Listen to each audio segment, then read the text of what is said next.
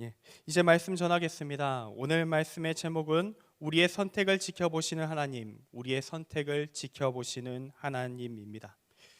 사순절 기간에 하나요, 제가 수요예배 말씀을 전하게 되었습니다. 이 제한된 이 6번의 이 시간 동안 어떤 성경 말씀을 아예 딱 잡고 강해를 한다거나 할 수는 없기 때문에 어떻게 말씀 본문을 정하고 말씀을 전할 것인가가 이제 저에게 과제로 다가왔는데요. 그래서 제가 정한 것은 올해 저희가 1년 동안 함께 계속 읽어나가고 있는 교회 달력 순서에 따른 성경 읽기, 이 흐름을 따라가는 것이었습니다. 그리고 오늘 정해진 성경 본문은 사사기 8장부터 10장까지의 말씀이 오늘 정해진 본문인데요. 다들 읽으셨죠? 네, 다들 읽고 계신 줄 믿습니다. 오늘은 이 세 장의 본문 중에서 우리에게 300용사로 유명한 사사 기드온, 미디안으로부터 지배를 당하며 고통당하고 있었던 이스라엘을 구원한 사사, 이 기드온의 활동을 정리하는 본문 사사기 8장 22절부터 28절 말씀을 가지고 하나님의 말씀을 전하고자 합니다. 오늘 말씀에서 우리는 이 사사 기드온이 하나님 앞에서 저지르는 은밀한 죄악을 발견할 수 있고요, 또 그 죄악의 결과가 어떤 것이었는지를 또 함께 보게 됩니다. 그런데 오늘 말씀에서 하나님은 이 문제에 대해 즉각적인 조치를 취하고 계시지 않습니다. 그리고 사사 기드온의 전횡을 묵묵히 지켜보고 계십니다.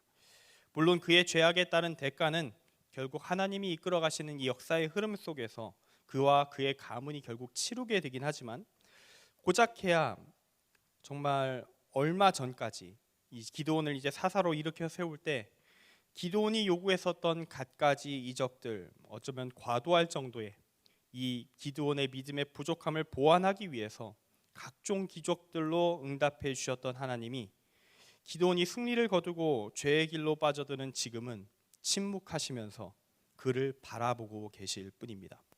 사실 이게 훨씬 더 무섭다고 볼 수 있습니다. 어떻게 하는지 한번 보겠다 하면서 쭉 지켜보고 계신 그런 하나님을 우리는 상상하게 되기 때문입니다. 오늘 말씀을 통해서 지금도 우리의 현재를 지켜보고 계실 하나님을 기억할 수 있기를 원합니다. 기드온이 받은 죄의 유혹, 지금 우리 모든 인간들에게도 다가오는 유혹이고, 또한 지금도 우리를 어느 정도 흔들고 있을지도 모를 유혹입니다. 오늘 말씀의 내용을 살펴보면서 우리가 이러한 죄악의 가능성에서 벗어나서 구원의 길 흔들림 없이 나아갈 수 있는 은혜를 누리길 간절히 소망합니다. 오늘 말씀이 우리에게 주는 첫 번째 메시지는 하나님의 영광을 자신의 영광으로 삼고자 할 때 죄가 시작된다. 하나님의 영광을 자신의 영광으로 삼고자 할 때 죄가 시작된다는 것입니다. 사사 기드온에 대한 이야기를 하는데 아마도 여기 계신 분들은 거의 다 기드온이 어떤 삶을 살았는가에 대해서 대략적으로 다 알고 계실 분들이겠지만, 그래도 이 말씀의 이 앞쪽에 있는 사사 기드온의 활동, 미디안과의 전쟁 과정, 그 이야기를 아예 안 하고 넘어가기는 좀 어려울 것 같습니다. 사실 그때부터, 그 전쟁의 과정에서부터 이미 기드온의 마음속에 죄악의 씨앗이 자라나기 시작했기 때문에 오늘 말씀의 주제와 연관성이 있기 때문에라도 꼭 다루어야 하는 이야기이기도 합니다. 하나님께서는 이스라엘을 미디안의 통제하에 있었던 그 이스라엘을 구원하기 위해서 사사 기드온을 부르시고 세우셨습니다. 이 과정까지 얘기하면 너무 길어지기 때문에 이 부분은 넘어갈 텐데요. 이때 기드온에게 최종적으로 모여든 군사의 숫자가 32,000명이었습니다. 이때 하나님이 두 차례에 걸친 테스트를 진행하시면서 기드온의 군사를 300명까지 줄여버리시죠.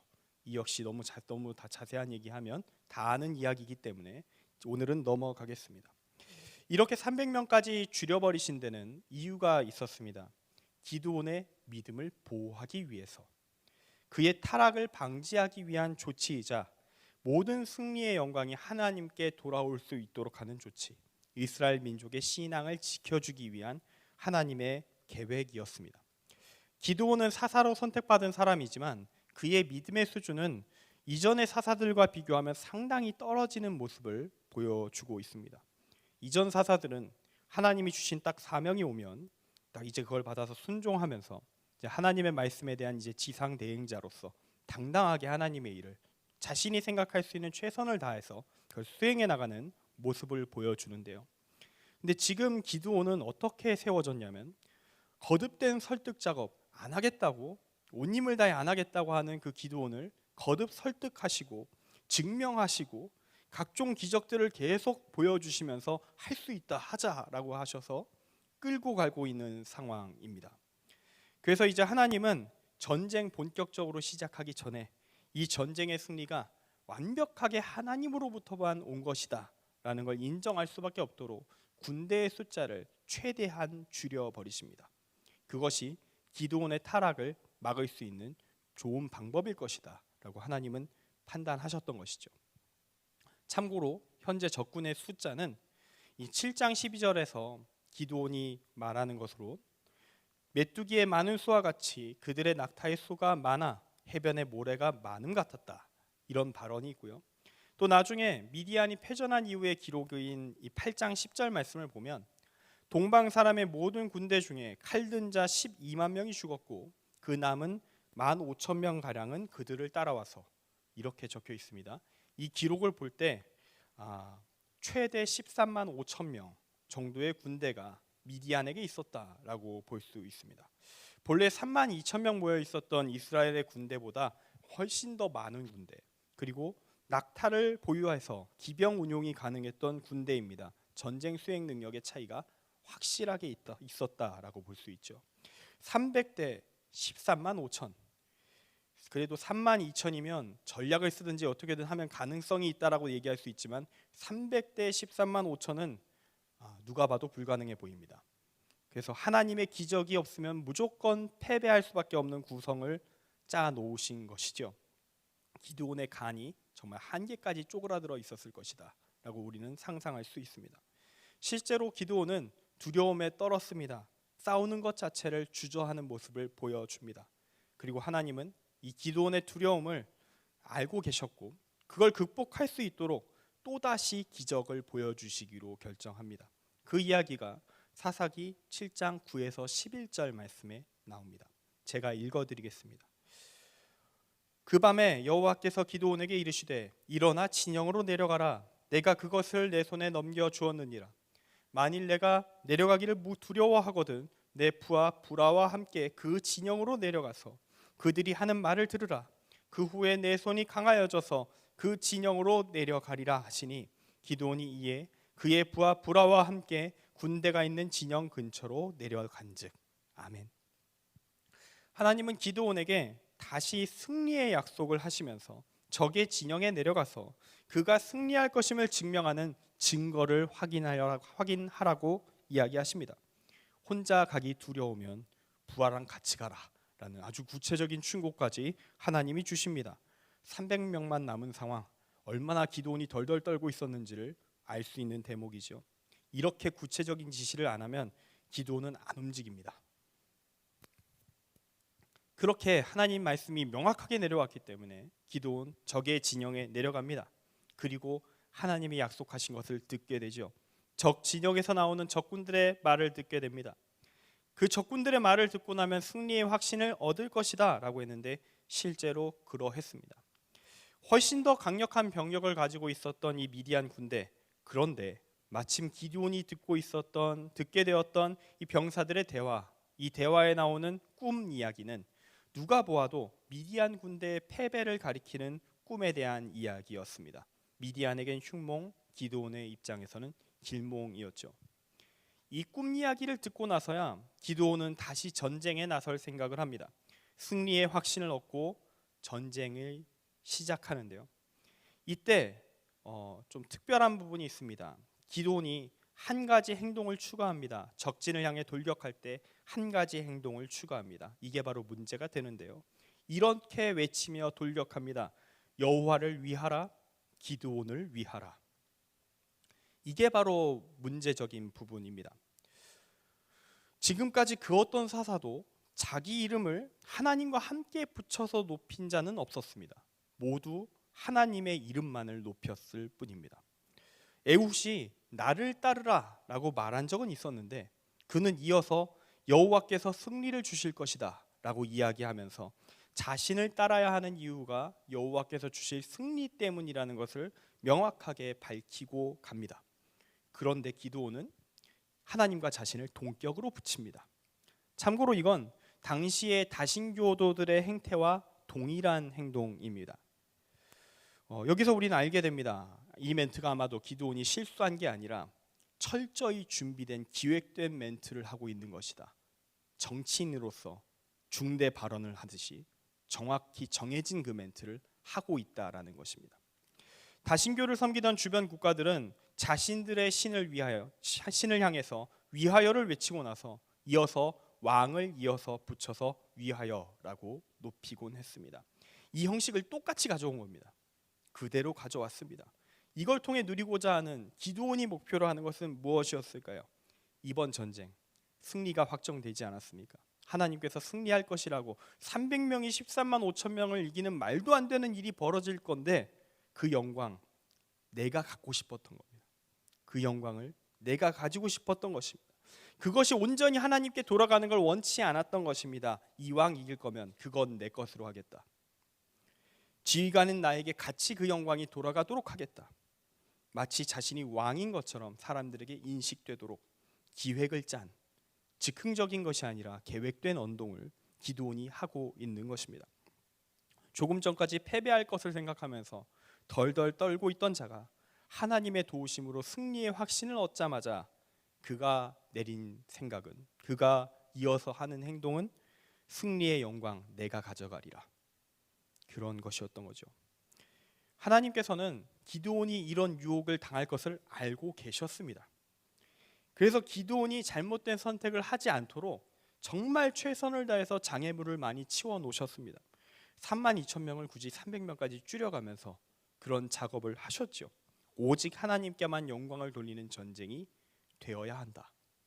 그런데 이걸 작정하고 그렇게 위대한 영광이면 더더욱 내 것으로 라는 결정을 할 줄은, 하나님 입장에서는 가능성이 인간의 선택권을 열어놔야 되기 때문에 가능성은 남겨두시긴 했지만 그러진 않기를 정말로 원하지 않았던 그 선택을 기드온이 한 것입니다.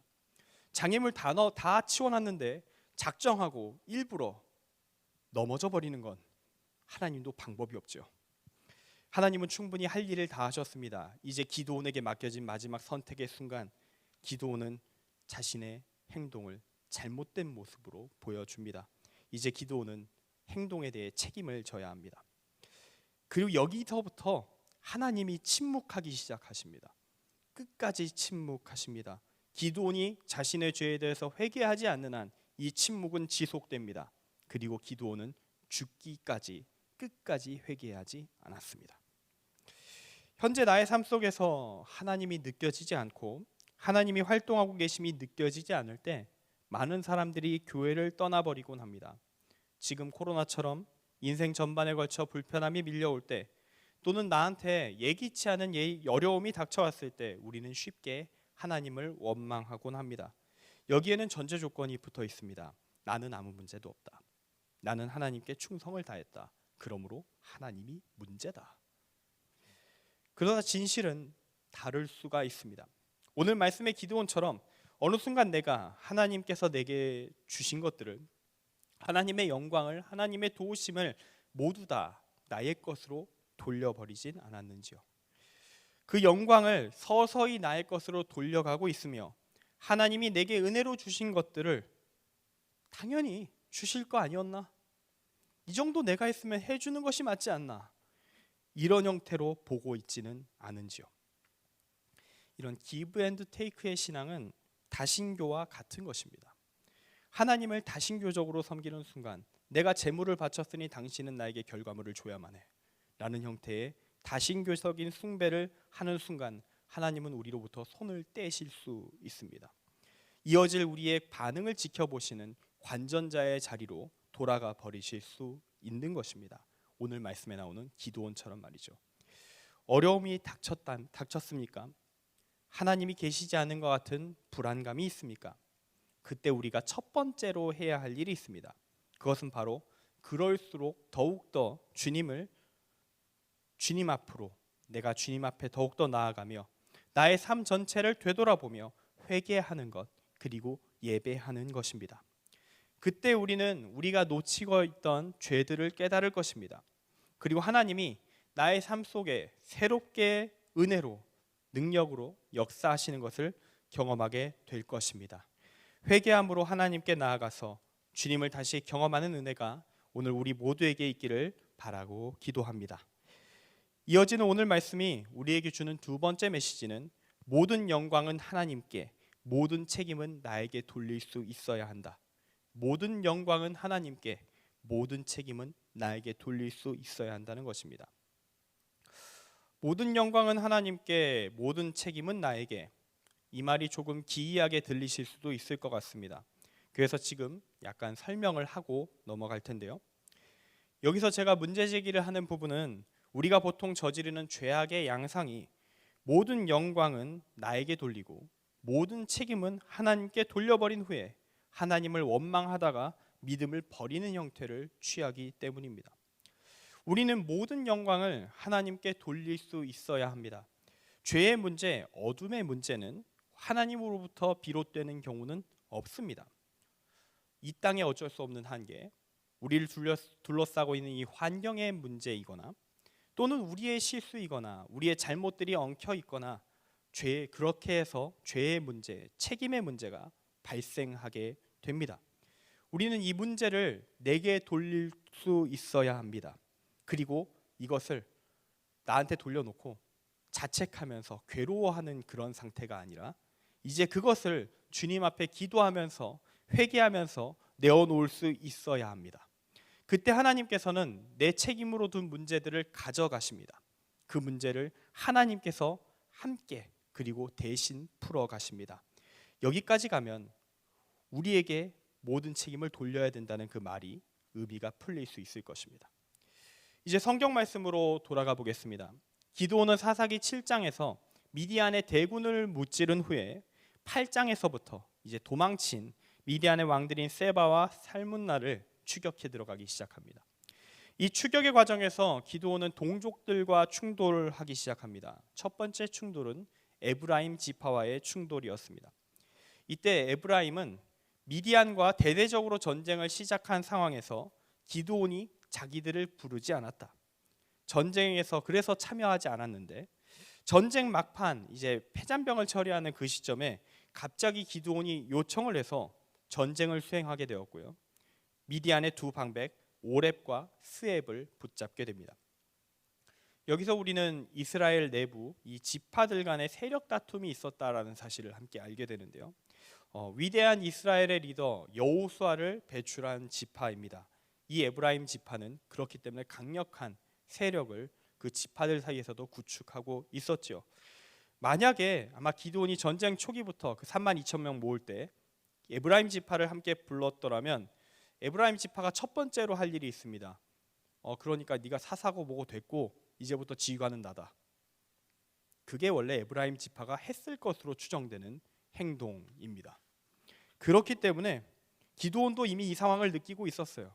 에브라임 지파에 비해서는 서열이 세력이 약했었던 므낫세 지파 출신 기드온, 이런 상황 되면 내가 밀리게 되어 있다. 그래서 아예 부르질 않았습니다.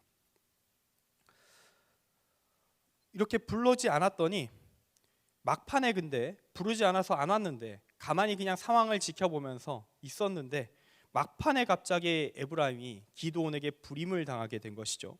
사사기 7장 24절에 이렇게 기록되어 있습니다. 기드온이 사자들을 보내어 에브라임 온 산지로 두루 다니게 하여 이르기를 내려와서 미디안을 치고 그들을 앞질러 벳바라와 요단강에 이르는 수로를 점령하라 하매 이에 에브라임 사람들이 다 모여 벳바라와 요단강에 이르는 수로를 점령하고 별로 영광스러운 일은 아니다 느낄 수 있습니다. 왜냐 323만 5천을 깨는 그 전투에는 자기들이 끼지 못했거든요. 그렇기 때문에 에브라임 지파는 불만이 많습니다. 패잔병 처리하는 과정 속에 우리를 불렀단 말인가? 급한 일이고 적을 물리치는 일이니 하겠지만 어딜 므낫세 주제에 감히 우리를 가지고 노는가? 이게 에브라임 지파의 반응인 것이죠. 이런 상황에서 기드온 에브라임 지파를 적당히 달래줍니다. 에브라임은 강력한 지파이기 때문에 아직 현재의 기드온의 세력, 그가 갖고 있는 명성과 위상만으로는 맞서거나 자신의 휘하로 흡수할 수 있는 세력이 아니었기 때문이죠. 그래서 기드온은 8장 2절부터 3절에 걸쳐서 그들을 높여주고 충돌을 회피합니다. 내가 이제 행한 일이 너희가 한 것에 비교되겠느냐? 에브라임의 끝물 포도가 아비에셀의 만물 포도보다 낫지 아니하냐? 하나님이 미디안의 방백 오렙과 스앱을 너희 손에 넘겨주셨으니 내가 한 일이 어찌 능히 너희가 한 것에 비교되겠느냐?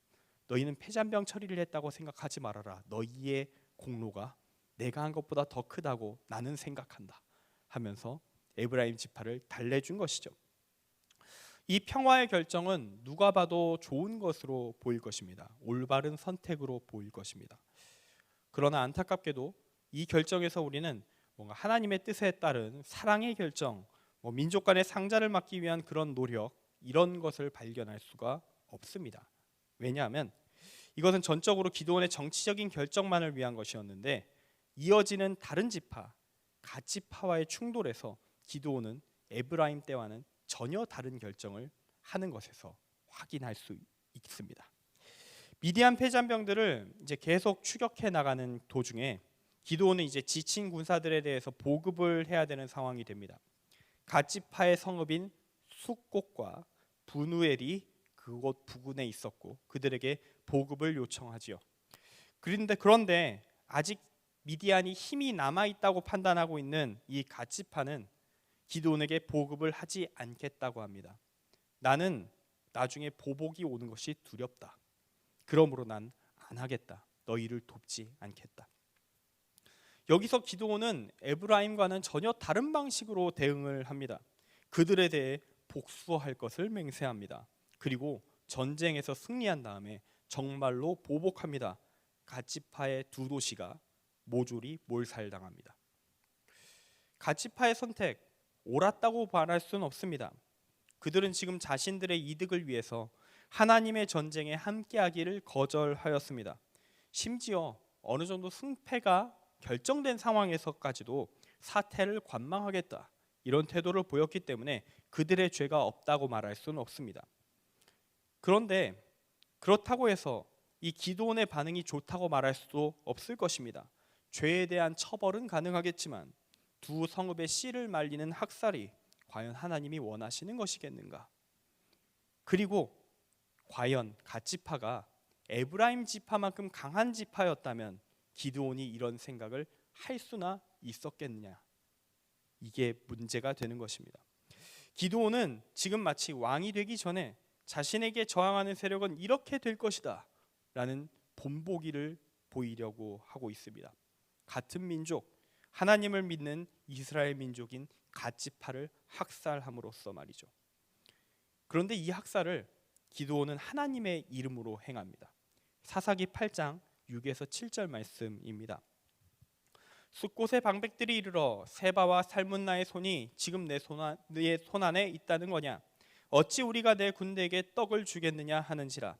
기드온이 이르되 그러면 여호와께서 세바와 살문나를 내 손에 넘겨주신 후에 내가 들가시와 찔레로 너희 살을 찢으리라 하고.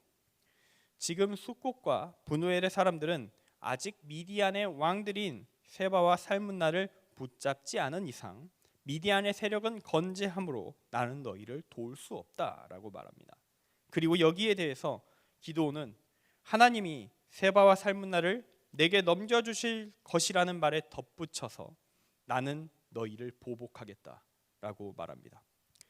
여기서 미디안으로부터 승리로 이끄시는 하나님의 활동에 기드온의 갓 지파의 두 성읍에 대한 보복 행위가 덧붙여지면서 갓 지파에 대한 심판이 하나님의 행위의 일부로 연결되게 됩니다. 그렇게 기드온은 자신의 갓 지파를 향한 학살, 동족 상잔의 비극을 하나님의 영광된 이름으로 정당화합니다. 기드온은 그가 미디안과의 전쟁을 시작한 이래 일관된 모습을 보여주고 있습니다. 그것은 바로 하나님의 영광을 자신의 영광으로 취하고 자신의 죄악을 하나님의 이름으로 정당화하는 것입니다. 모든 영광은 나의 것이오 모든 죄악과 잘못에 대한 책임은 모조리 하나님께 돌려버립니다. 이 타락의 근원, 그 원인은 에브라임 지파를 부드럽게 대하는 기드온의 행동에서 이미 드러나고 있습니다. 기드온은 하나님의 사사, 이 순간의 사태를 해결하고 문제를 극복하고 나서 하나님의 뜻을 따라 이곳을 통치하는, 하나님의 말씀의 뜻을 따라 행하는 사사로서의 영향력을 넘어서 이스라엘 민족 전체를 아우를 수 있는 사실상의 왕가를 세우길 원했습니다. 사서로서 하나님의 뜻을 대행하는 자가 아니라 하나님의 영광을 뒤에 후광으로 두고 있는 정치인, 왕으로서 살기를 원했던 것입니다. 기드온은 힘에 대한 욕망, 권력에 대한 욕망에 패배하였고 그의 믿음은 겉껍질만 남았습니다. 그리고 하나님은 여전히 침묵하시면서 회개하지 않는, 이 하나님께 시선을 두지 않는 기드온을 묵묵히 계속 바라보고 계십니다. 끝으로 오늘 말씀의 마지막 메시지이자 결론을 말씀드리고자 합니다. 하나님이 기회를 주실 때 우리는 죄악에서 깨어날 수 있어야 합니다. 하나님이 기회를 주실 때 우리는 죄악에서 깨어날 수 있어야 합니다. 이제 기드온의 전쟁 이야기를 마치고 오늘 읽은 말씀의 내용으로 이제 마지막 이 결론에서 들어가게 되었는데요. 이 말씀 자체가 기드온의 삶의 최종적인 귀결이 어떤 것이었는가를 보여줍니다. 미디안의 세력을 물리치고 이스라엘은 자유를 얻었습니다. 이제 이스라엘 사람들은 기드온을 왕으로 세우고자 하는 시도를 하게 되는데요. 사실 이때가 기드온이 회개할 수 있는 거의 마지막 시점이다. 적어도 성경에 기록된 마지막 회개가 가능한 시점이다라고 볼 수 있습니다. 하나님은 이때 기드온의 선택을 주시하고 계셨을 겁니다. 기드온은 이때 겉으로는 하나님을 찾는 것 같은 선택을 합니다. 23절 말씀에 여호와께서 너희를 다스리시리라 이렇게 말하고 있죠. 그런데 이 뒤에 이어지는 기드온의 말은 그가 사실상 이미 하나님을 외면적으로만 섬기는 거짓된 신앙으로 넘어갔다는 것을 드러내고 있습니다. 기드온은 이스라엘 백성들이 탈취한 것들, 이 이스마엘 민족의 이스마엘의 후손인 이 미디안 민족들이 갖고 있었던 그들의 문화적 풍습에 따라 착용하고 있던 그 금 귀고리들을 내놓으라고 요구합니다. 이건 왕으로서 세금을 요구하는 행동과 같습니다. 그리고 이 양이 절대 가벼운 양이 아니었습니다. 26절에 보면 기드온이 요청한 금 귀고리의 무게가 금 1700세겔이요 그 외에 또 초승달 장식들과 폐물과 미디안 왕들이 입었던 자색 의복과 또 그 외에 그들의 낙타목에 둘렀던 사슬이 있었다라고 기록되어 있습니다. 금만 이야기하겠습니다. 다른 폐물은 논하지 않고 금만 이야기하겠습니다. 세겔은 무게 단위로서 11.5g 정도 됩니다. 1700세겔이면 금이 19.5kg 정도 된다고 볼 수 있습니다. 이 무게를 현재 한국의 금시세로 환산하면 16억 원 정도가 되고요. 근데 이건 당시의 금시세를 반영하는 개념이 아니라서 적절치 않습니다. 그래서 조금 말을 바꿔볼게요. 계산법을 달리해 보겠습니다. 당시의 은 1세겔은 4일치 임금에 해당합니다. 그리고 금 1세겔은 은의 15배입니다. 즉 사람의 60일치 임금에 해당했다라고 볼 수 있습니다. 그러면 1일 임금을 대략 우리 돈 그냥 8만 원으로 칩시다. 실제로는 더 나갈 가능성이 높습니다만 8만 원으로 친다고 하면 우리나라 돈으로 금값만 81억 6천만 원에 해당합니다. 역시 대충 환산한 것입니다. 당시의 금시세를 정확하게 고려하지 않았습니다. 이것보다 높으면 높았지 적지 않을 금액일 것이다 라고만 생각할 수 있습니다. 금값만 수십억, 기드온은 이번 기회에 정말 별 볼 일 없었던 자신의 가문의 재산을 대대적으로 증식합니다. 왕처럼 살아갈 수 있는 재정적 기반을 이때 마련합니다. 그리고 실제로 왕처럼 살아갑니다. 이어지는 30절 31절을 보면 그는 많은 아내들을 두어 70명의 아들이 있었고 몰래 세겜에 숨겨둔 첩도 있었다라고 기록되어 있습니다. 심지어 첩의 아들, 이후에 이 9장 전체에 걸쳐서 악행을 저지르며 기드온의 가문이 최종적으로 완전히 멸망하게 되는 원인이 되는 이 아들, 첩의 아들 아비멜렉의 이름, 이 이름의 뜻은 나의 아버지는 왕이시다. 나의 아버지는 왕이시다. 자신이 숨겨왔던 욕망을 자신이 따로 숨겨둔 첩의 아들의 이름을 통해서 기드온은 드러내고 있었던 것이죠. 그리고 또 한 가지, 기드온은 자신에게 주어진 이 금을 활용해서 에봇을 만듭니다. 에봇은 대제사장이 성막에서 입는 의복에 해당합니다. 당시 하나님의 성막은 실로에 있었고 원래 에봇은 오직 실로에 머물고 있는 대제사장만이 입을 수 있는 옷입니다. 그런데 그 옷을 만들었다. 그것도 금을 위주로 해서 장식품이었을 수도 있고요. 옷으로 착용이 가능했을지 모르겠지만 어쨌든 금을 위주로 하여서 그런 옷을 만들었다고 합니다. 그걸 왜 자기가 머무는 도시에 두었을까요? 실로로 갖다 바치지 않고 하나님의 성막에 갖다 놓지 않고. 참고로 당시의 다신교 사회에서는 전쟁에서 승리한 민족이 자신의 신에게 바치는 기념물을 만드는 그 관습이 있었다고 합니다. 이 기념물을 제작하는 이유는 패배한 적의 힘을 자신의 신에게 돌림으로써 나의 신의 힘을 강화하려는 시도였다고 알려져 있는데요. 기드온은 이 다신교 전통을 나름대로 하나님 신앙 정통에 맞춰 재구성하겠답시고 대제사장의 의복인 에봇을 전리품인 금을 활용하여 특별 제작하려 했던 것입니다. 그리고 이제 기드온은 본래 유일무이해야 됐던 이 대제사장의 에봇을 2개로 만들었죠. 이 2개로 만듦으로써 자신이 살고 있는 이 도시를 하나님의 성막이 있는 도시 실로를 대체하는 도시로 바꾸게 됩니다. 그리고 이제 새로 만든 에봇이 모셔져 있는 기드온의 집은 하나님의 성막을 대신하게 되겠죠. 그리고 그 기드온의 목표는 실로 적중하였습니다. 이스라엘 민족은 이제 진짜 대제사장이 있는 하나님의 성막을 찾지 않습니다. 기드온의 성읍 오브라를 찾습니다. 그곳에 에봇을 찾아갑니다.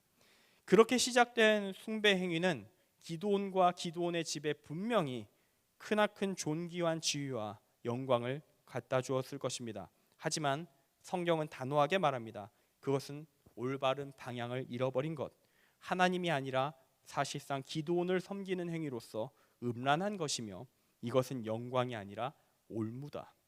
그들을 구원의 길에서 멸망으로 죽음으로 이끄는 함정이 되었다고 기록합니다.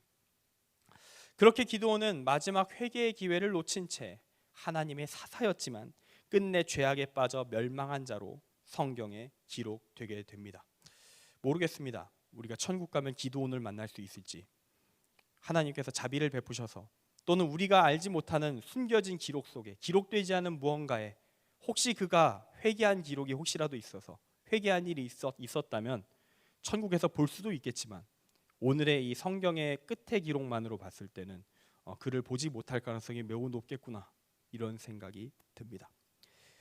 이제 말씀을 정리합니다. 오늘 말씀의 제목은 우리의 선택을 지켜보시는 하나님, 우리의 선택을 지켜보시는 하나님이었습니다.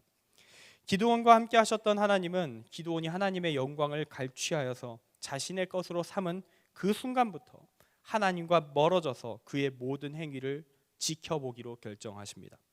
그의 연약함을 이미 아셨던 하나님은 기드온이 타락할 수 있는 가능성을 나름대로 최소화하셨지만 끝내 기드온은 하나님의 영광을 내 것으로 하고 모든 죄악과 책임은 하나님께 돌리기로 결정합니다. 그리고 맨 마지막까지 하나님을 여전히 앞에 세워놓고 있지만 뒤에서는 그 하나님의 이름을 이용하여서 자신의 부와 권력을 강화하는 데 사용합니다. 그는 사실상 하나님의 사사가 아니라 왕의 모습으로 인생을 마감하였습니다. 그의 타락한 모습, 하나님께서는 끝까지 침묵하시며 지켜보셨습니다.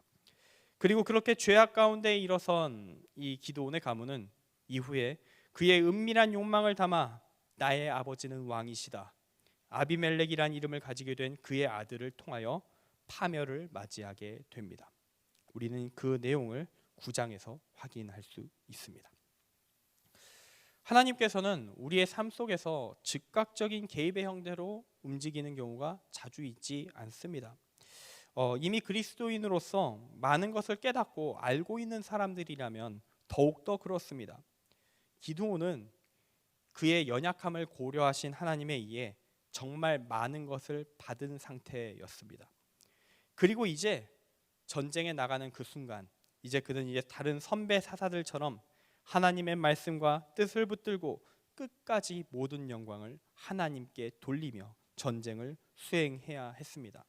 그러나 그는 이 결정적인 하나님의 승리를 이제 외치는 그 순간, 영광의 그 순간 죄악의 길로 빠져듭니다. 그리고 끝까지 그 길에서 돌아오지 못합니다. 우리 역시 이와 같은 순간 맞이할 수도 있습니다. 우리의 신앙이, 믿음이 오래되었다면, 다양한 하나님과의 관계 속에서 얻은 경험이 있으면 있을수록 우리는 가끔씩 틈틈이 하나님의 침묵을 경험하게 됩니다. 그때 하나님은 우리 스스로 올바른 길을 걸어가기를 기대하십니다.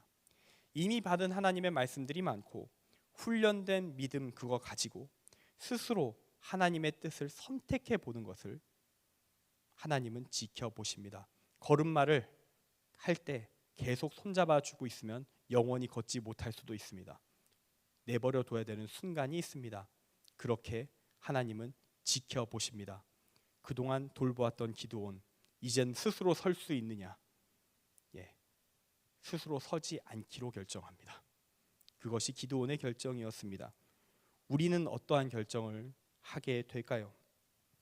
우리가 우리의 선택을 올바로 할 수 있다면, 그 어렵고 힘든 그 순간 하나님 지금 안 느껴지는데요 할 때, 그럼에도 하나님의 뜻이 무엇인지 말씀을 읽으며 묵상하며 흑암과도 같은 그곳을 하나님의 말씀의 불빛을 비추어가며 한 걸음 한 걸음 내딛어갈 때에 하나님의 역사가 오는 그 순간이 분명히 있습니다.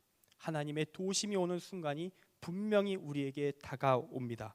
우리가 그때까지 잘 걸었다, 많이 걸어왔다, 5걸음이나 걸었구나 라고 하는 그 하나님의 말씀을 듣게 되는 그때 우리는 하나님의 은혜를 누리게 될 것입니다. 그러나 잘못된다면 우리는 기드온과 같은 죄악의 길로 빠져들 수도 있습니다. 오늘은 선거일이었습니다. 저는 이 선거일에 해방감을 느끼고 있습니다. 선거 기간 동안 내내 좌우에 있는, 제 주변 사람들이 왼쪽 오른쪽 다 있죠. 좌우에 있는 모든 사람들에게 하나님의 이름으로 어느 후보를 찍어라 라는 얘기를 사방에서 시달렸습니다. 이때 제일 슬펐던 건 무엇이었냐면, 그들의 태도 속에서 이 후보가 안 된다면, 내가 원하는 정치적 결정이 이루어지지 않는다면 하나님도 소용이 없다, 버리겠다. 그러니 더더욱 내 신앙을 지켜주기 위해서라도 하나님이 내가 원하는 후보를 찍어줬으면 좋겠다, 이렇게 이야기하는데 이런 생각이 들더라고요. 내가 원하는 정치적 결정이 안 이루어질 때 버려질 하나님이라면 그게 과연 신앙인가? 그게 믿음이 맞는가? 그래서 너무 슬펐던 지난 오랜 기간들이었습니다. 그래도 오늘 선거를 마치고 이제 결과가 나올 텐데 이제 좀 저는 평안을 누릴 수 있을 것 같습니다. 수없이 많은 사람들의 마음들이 모여서 이제 나오게 될 결과 무엇이 나오든 상관없습니다. 물론 우리에게 그게 영향을 주겠지만 그리스도인이 할 일은 어떤 상황에서든 단 한 가지이기 때문입니다. 지금은 사순절입니다. 주님이 우리를 구원하시기 위해 걸어가신 십자가의 길, 그분이 오신 이후 그분의 삶, 그분의 가르침을 묵상하는 기간입니다. 앞으로 어떤 상황이 오든지 간에 우리가 생각해야 하는 것은 단 한 가지입니다. 지금 이 순간 주님이시라면 어떻게 말씀하실까? 어떻게 움직이실까? 그것만을 생각하며 믿음의 삶을 살아야 할 것입니다. 우리를 둘러싼 생각들, 사상들, 관점들 무엇이든 간에 그 모든 것이 주님 아래에 있기를 소망합니다. 기드온은 권력과 명예에 취해서 그것을 주님 앞에 두고 망하였습니다.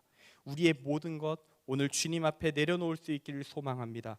내 안에 주님보다, 믿음보다 우선하고 있는 그 어떤 것도, 그 어떤 우상도 없게 하여 주시옵소서. 그렇게 함께 기도하며 나아갈 수 있기를 원합니다.